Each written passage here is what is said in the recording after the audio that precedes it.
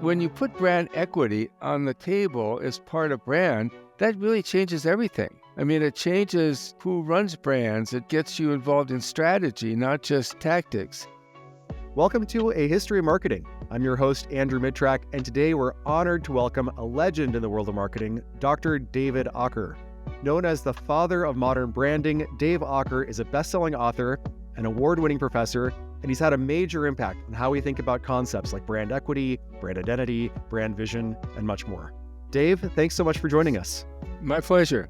Well, I'm looking forward to having a conversation about the history and evolution of branding, but before we do that, I want to learn about your background. You earned your master's in statistics and you earned a PhD in business administration. So how'd you go from there to a decades-long career in marketing? Well, as an undergraduate, I had a course in advertising that was really fascinating to me to try to understand how you're going to change opinions, and that kind of got me started in marketing. After I graduated from Stanford as a PhD student, I went to Berkeley and started as a kind of a quantitative modeler, a statistician. And then I drifted into advertising and market research and business strategy, and then finally into branding. When did branding become your area of focus professionally? It happened in the late 1980s, actually. Now that's over 30 years ago. We sort of all the stars were aligned. For one thing, there was a strategy sort of model, the growth share matrix by BCG, that was sort of dominating people's strategy, and they thought that they saw empirically that if you increase market share, you'll increase profitability. And they believed that because large market share companies made more money than small ones did. Well, it turns out that if you are a small company and you increase market share, you don't increase profitability. In fact, you make it go down because you've bought market share, you've hurt your brands and so on. But managers also realized it because they could see the facts. They weren't growing. They weren't making money. And so they needed an alternative. And at the same time, scanner data came into play. For the first time, you could give people a card, you know exactly what they bought the next day. And so you could go in and attach to their TV sets and manipulate what ads they were seeing. If they saw it once, twice, 3 times, 4 times, this kind of content or that kind of content, what they found was the only thing that affected sales was price off promotions. So that's what everybody rushed to do. And as a result, they destroyed brands. And by the way, they did not increase share. They didn't increase sales. They didn't do anything. What they did is taught the customer price is the most important. And if it's not on sale, wait 2 weeks. So they really destroyed brands. And at the same time, I had reached a point where I was kind of all over the map. I was a quantitative researcher on advertising and effects on stock markets. And I was had done experimental work on warmth and advertising. I had done work on social issues. And I'd written a book on advertising, market research, and business strategy. I'd gotten into business strategy. And when I was there, I got to believe that people weren't managing for the long term. They were so short-term oriented. The short-term financials were so dominant. And I thought that's not right. And I did a study that showed, I asked people, what are your sustainable competitive advantage? And I got a list of 44, and number 1 on the list was perceived quality. Number 3 on the list was brand awareness, and number 10 on the list was customer base. So 3 out of the top 10 were branding, and I had a background that I could draw on, market research, advertising. They all helped me attack the issue, and namely, what is brand equity and how do you build it? And so I kind of, at that point, decided to devote my career to that. I want to go back in history and to kind of plant the seeds of how we eventually got to this, these ideas of brand equity in the late 1980s, as you mentioned. I watched one of your lectures on YouTube. You were speaking to the Haas School at Berkeley, and you told the story of a pivotal moment that occurred in May of 1931. And this is when a Procter Gamble employee named Neil McElroy wrote a memo. Could you share the story of who Neil McElroy was and what was so significant about his memo? Sort of marketing burst onto this theme with mass media in the 1920s and so on. You had Lucky Strike, reach for a lucky instead of a sweet. It was sort of there, and so they needed to manage it. And Procter and Gamble, Neil McElroy was 28 years old. He was a junior manager. He managed Camay soap, and the big soap was Lifebuoy, but he managed Camay soap. And he said, I would like to hire 3. We called them brand men. And he wrote a 3-page memo in response to pushback on why he should do that. And that 3-page memo that he wrote one Friday in 1931 became the basis of the brand management model of Procter Gamble. It was very tactical. What they did was they looked at data across grocery stores, and they found how each brand was doing in each store. And they identified areas in which there was weakness. And the job of the brand manager was to correct the weakness by adjusting price, by making the distribution more efficient, by doing some special promotions, maybe some in-store displays. But they would find a problem and address the problem.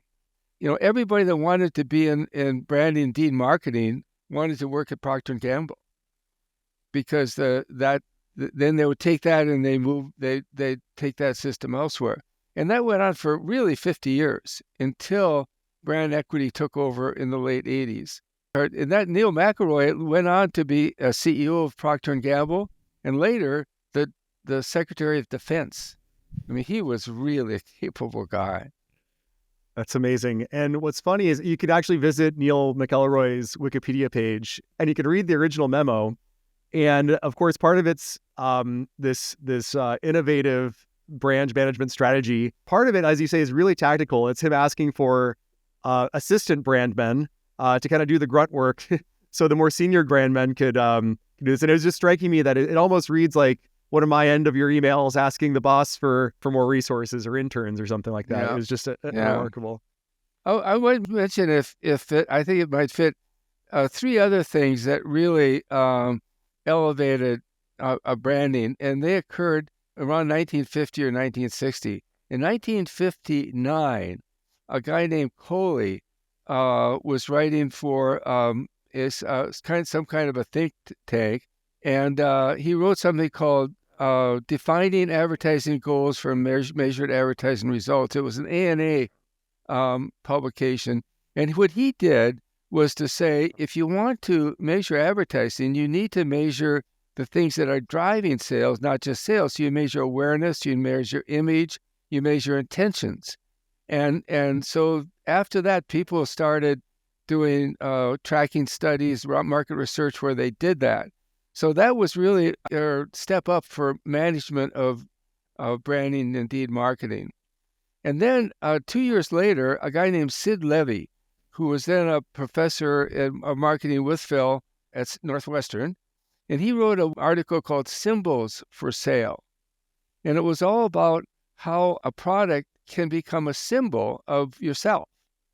And that was really a step up, and it really introduced the whole concept of self-expressive benefits, which you'd seen, but nobody had codified it.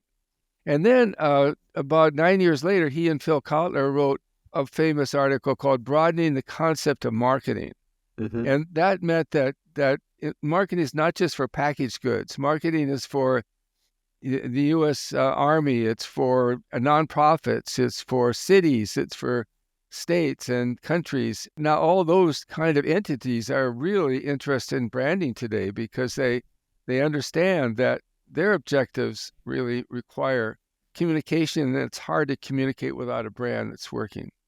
Absolutely. Yeah, I spoke with Phil about that, and I think it was 1968 or 69 that we did that. And so if you kind of went back, there was Procter & Gamble, early 30s, Neil McElroy introduced brand management at that company. Then Phil Kotler, 30 to 40 years later, expands the concepts of marketing. Kind of in between that phase, Who owned branding at a company? Was branding usually owned by an internal brand manager at most companies? Was it a external marketing agency or advertising agency that managed it? Or how did most companies handle it at that Well, time? it was handled by the head of marketing or the marketing Mm-hmm. department, and they'd have some people that would be responsible for advertising, for promotions, for different elements of a sales force. It was a B2B company. So there was no entity called branding. Well, there still isn't. I mean, Mm-hmm. it's not real common. I mean, it's not universal for sure that they have somebody in charge of branding because it's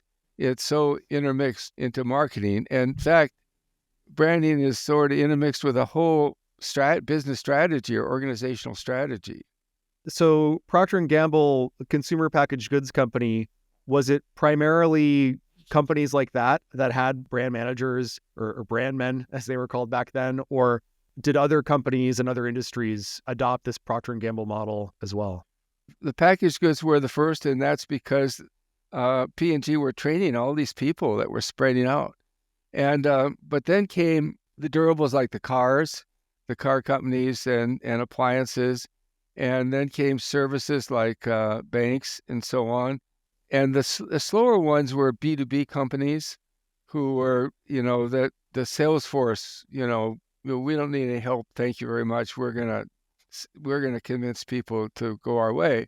The last ones to come on were things like hospitals, and they kind of discovered branding and patient behavior and so on just a few decades ago. So it has been a progression through the system. When I look at some of the early academic teaching of marketing, its roots as applied economics, the marketing mix, the 4Ps. Branding isn't one of the word, or brand was maybe there, but it was in the background. And so when did it become a more prominent part? Brand equity, the concept of brand equity really came on the scene at the late 80s. I wrote my first book trying to define brand equity called Managing Brand Equity. And that was really when brand equity became a thing. And again, the concept of brand is not very, in my view, you can't take that too far. It's brand equity that is the more important construct. I don't really think about brands very much because it's kind of just a nominal product. Brand means that represents who did it or who's responsible for the product. So if you brand cattle, then you know whose cattle that is. What I'm more interested in is brand equity. What's the value of a brand, and that I concluded it was three things. It was not just brand awareness, but brand relevance. So you have to be aware, you have to be credible, and if you could, make a great hybrid car, it didn't matter if they were looking for electronic vehicles, EVs. And so you had to be credible in that space. You had to have been relevant in that space, not just in generally visible. Second thing, you had to have a right image, which really involved not only functional benefits, but emotional, self-expressive, and social benefits as well. And finally, you had to develop a loyal customer base. And when I developed this model of brand equity, it was different than anybody else at the time, because for everybody else, brands was awareness and image. That was it. And so you got visible and you tried to create an interesting image. That was the branding. And then that would cause brand loyalty to occur. But I said that brand loyalty was part of it. And that turned out to be really significant because when you put brand equity on the table as part of brand, that really changes everything. I mean, it changes, who runs brands. It changes what you do. It gets you involved in strategy, not just tactics. Because image and awareness you can delegate to an agency, but brand loyalty you can't. Get you involved in developing new offerings and so on. So that was really a key step. This gets you to your book, Managing Brand Equity. I think it was published in 1991. How was it adopted by the industry? Was this book an immediate hit? Was it adopted by companies as well? Or what was the impact of this book? Well, the contribution of the book was really to elevate brand as an asset concept. That it's not a tactical thing you delegate to an agency. It's an asset. It's one of your assets. And you got to build the asset, you got to manage the asset, you have to protect the asset, you have to leverage the asset like any other asset. In fact, you can argue that business strategy is all about leveraging assets. That's what it is. So this becomes really an important asset. And that was a contribution of the book. And it came out in two ways. One was, as I said, the structure of brand equity, relevance, image, and loyalty. But the other thing is, what I did in the book was for each of those areas, I pointed out the 6 or 7 ways that this contributes to an organization's success. So the net result was 20 or so bullet points that show different ways that this works. Like, for example, if you gain visibility, you get credit for being successful or credit for being good enough to buy, because otherwise, why would you have heard of it? So if you multiply that insight by 20, you see that all this brand stuff really pays off. And so it helped people think through why a brand is worth doing. And then I got a lot of response to that book.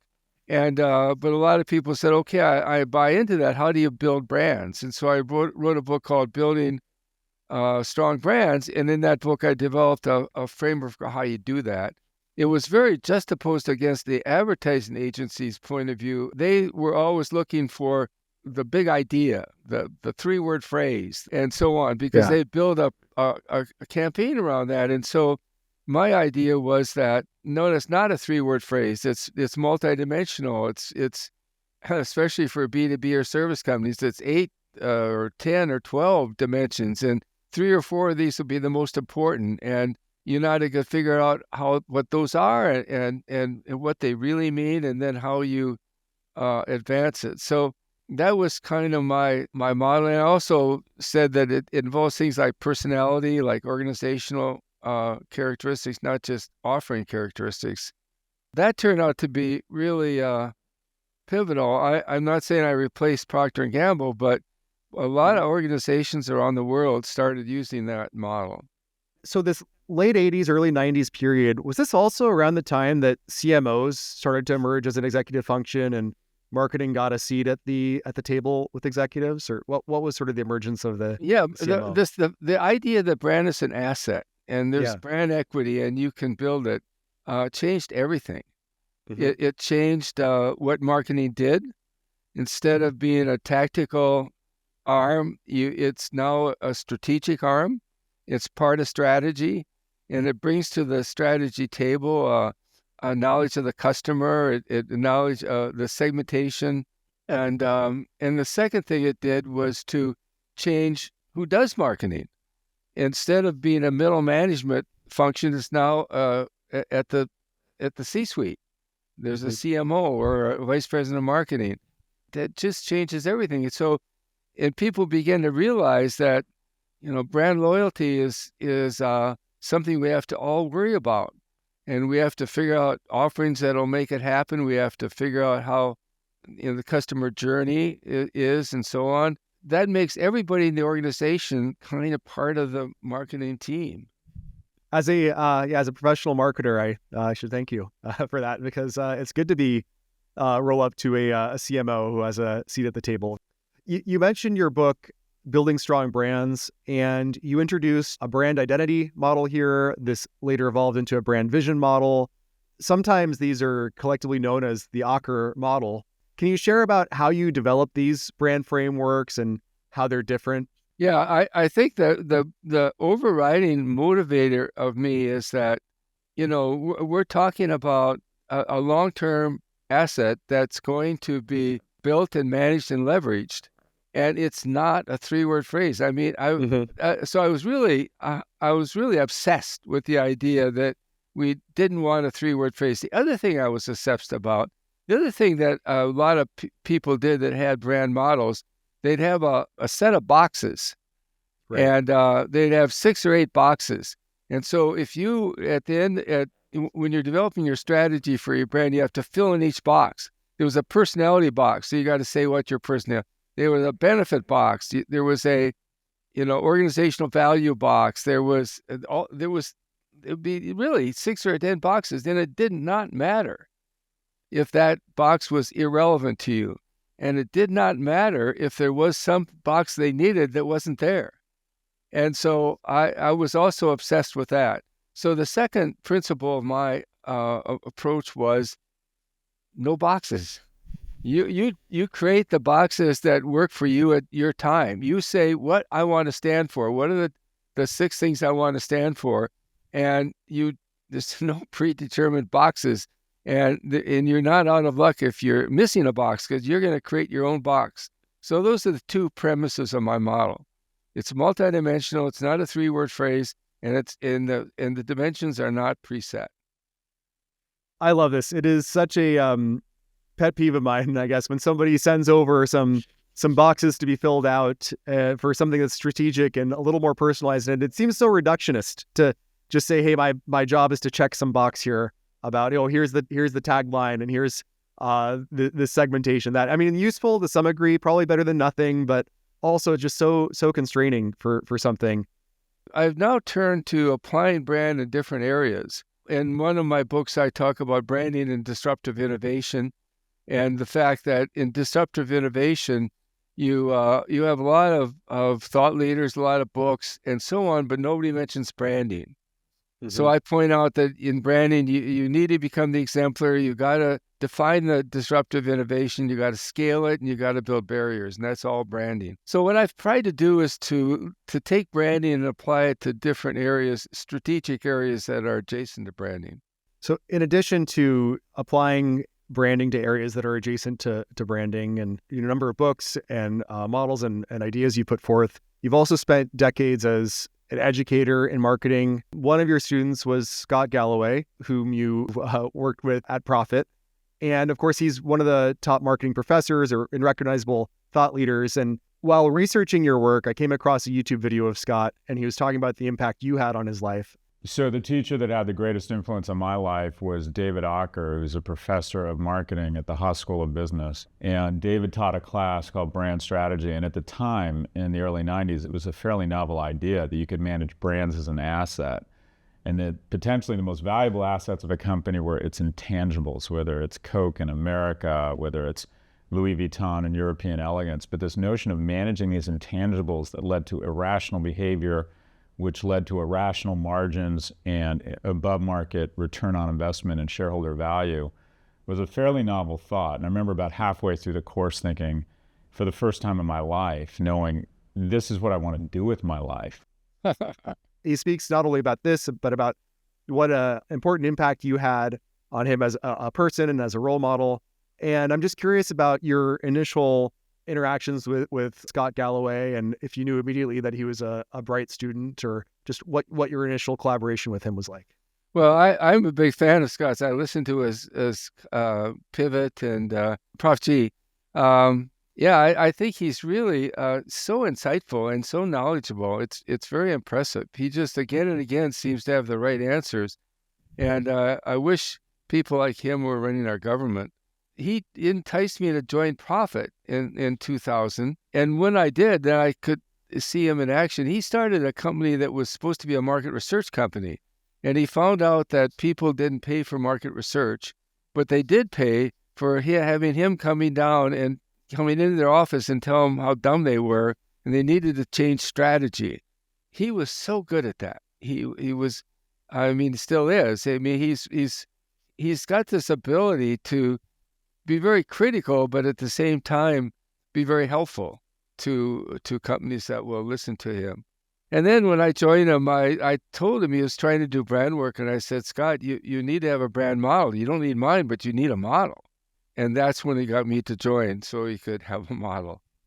So in your decades as a brand consultant at Profit, you've worked with some of the world's most recognizable brands. And when it comes to companies and the branding challenges they face, and when they come to you for advice, what have you seen change over the years with them, and what stayed the same? You want to find out what you stand for. And you want to get these pillars, I now call them, that differentiate, that resonate, and that are doable. And then you want to get them done. But I get involved in tactics. I've been really impatient with the inability of the Democratic Party to communicate its ideas. And when I looked out there, I see just a lot of ad hoc sort of short-term messaging. There's no taglines that anybody remembers. There's no visual symbols that people remembered. And I try to encourage some to move in that direction, but it's hard to get in front of people. Taglines are really interesting. You mentioned how a brand and brand equity is more than just 2 or 3 words. But it seems like taglines have sort of disappeared. And if you ask me, even from the last 5 years or more, I couldn't think of a major brand that has a tagline or a new tagline that's been introduced and had the impact the way something like "Just Do It" or "I'm Loving It" or "Think Different" or the ultimate driving machine is probably the best tagline of all time. Yes, absolutely. And that tagline tells you something about what's that car is made of, but also tells you that it's about sort of exhilaration, race driver exhilaration, and the word driver. So it's what an umbrella it's been for them to do so much. It's one of the things that's allowed them to do really is to move down. And they make small cars. They even make a mini BMW and it's okay because it still fits under the umbrella. Yeah. So, I mean, BMW aside, why do you think taglines don't seem to be as prominent as they used to be? What would you attribute that to? They're not easy to come up with. It's not easy to come up with the right umbrella. So you might need an umbrella for a campaign and then an umbrella for a bunch of campaigns. And it's not easy to come up with the right one. And if you don't come up with the right one, it's better not to even have one.